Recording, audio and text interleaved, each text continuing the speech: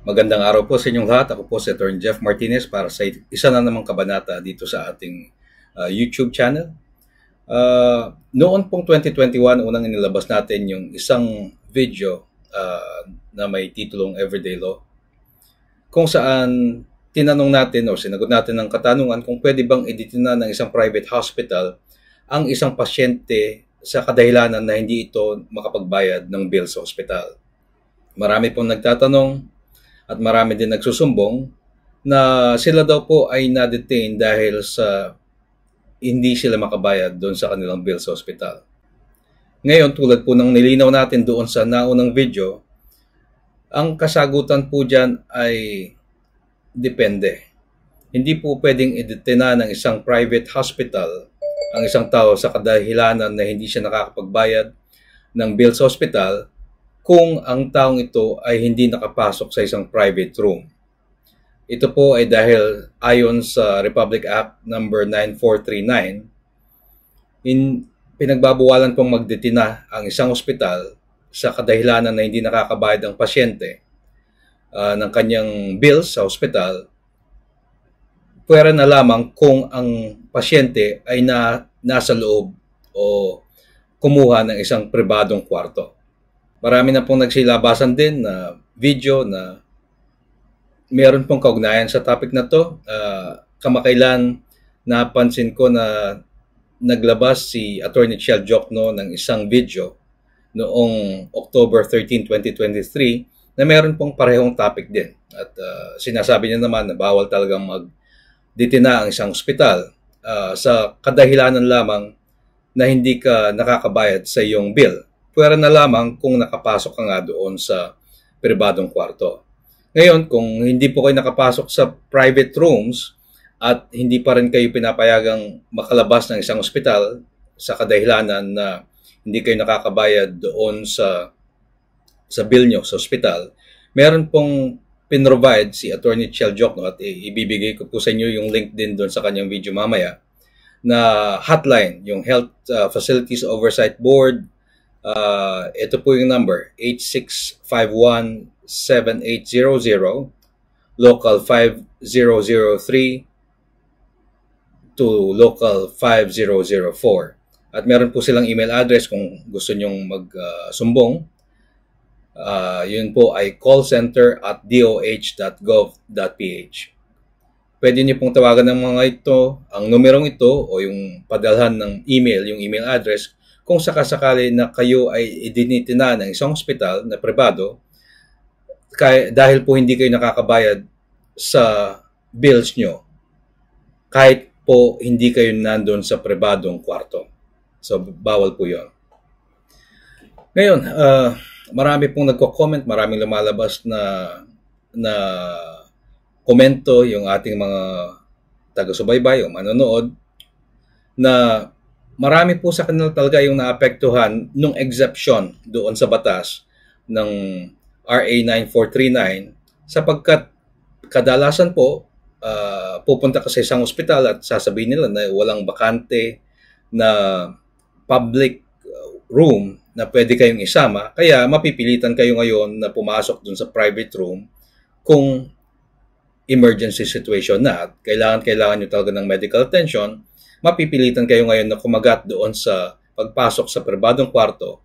Kaya po mapupunta na kayo ngayon doon sa exemption ng batas na kung sakali na nasa private room ka na, pwede ka na ngayon iditina ng ospital o hindi na pinagbabawal yung pagditina ng ospital sa iyo dahil sa kadahilanan na hindi ka nakakabayad ng iyong bills sapagkat nandun na po kayo doon sa pribadong kwarto.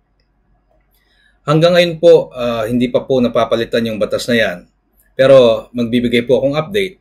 Meron pong, mula po noong 2018 hanggang sa nakarang taon, meron pong tatlong Senate bill na sinubukan po na baguhin yung batas na yan at tanggalin yung exemption doon sa hindi pagbabawal sa mga pribadong ospital na i-detain ka o i-detain ka sa ospital o hindi ka payagang makalabas hanggat hindi mo nababayaran yung iyong bill kung ikaw ay nasa pribadong kwarto.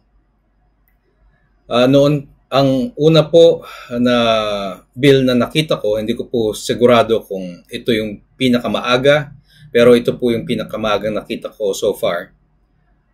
Yung Senate Bill 1937, yan po ay iminungkahi ni Senator Risa Hontiveros noong August 15, 2018. Noong July 7, 2022, noong July 7, 2022, muli pong iminungkahi ni Senator Risa Hontiveros yung Senate Bill 140 para po tanggalin yung provision doon sa RA 9439 na kung saan binibigyan ng exception yung pagbabawal na magdetina ang isang ospital ng isang pasyente kung hindi siya nakakabayad kapag nandun siya sa private room.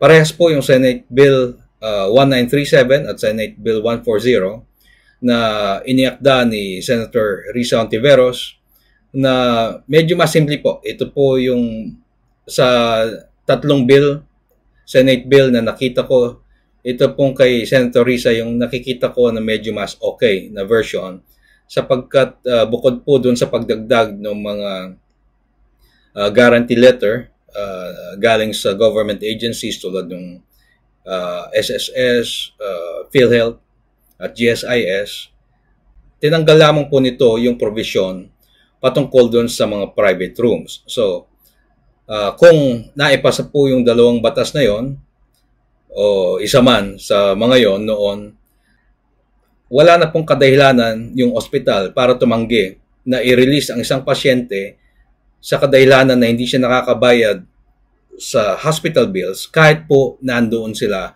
sa private room nang galing.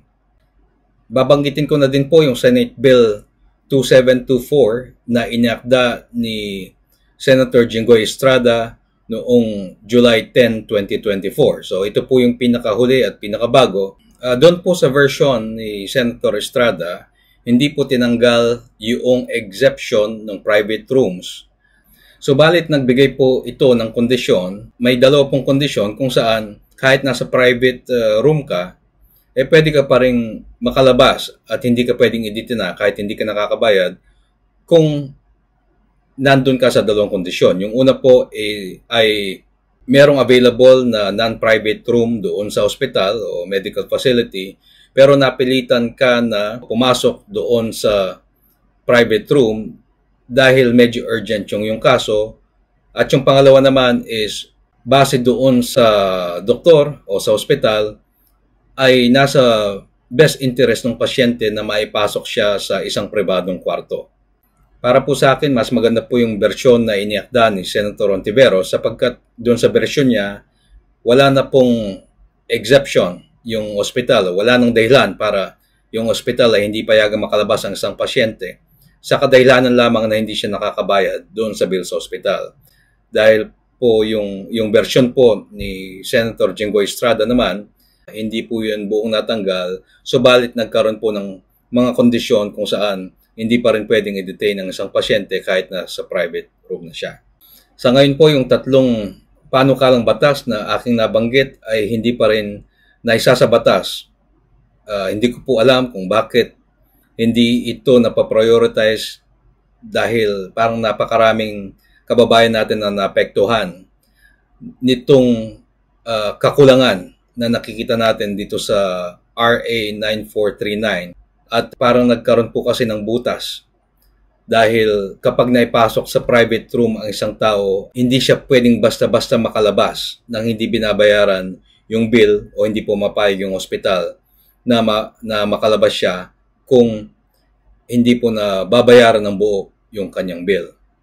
Kapag tayo po ay naka-receive o nakabasa ng panibagong update dito sa mga issue na to, patungkol sa pag-detain ng isang ospital sa isang tao na hindi nakabayad sa kanyang hospital bills, mag-update po ulit tayo at maglulunsad tayo ng panibagong video commentary or video update para po dito sa issue na to.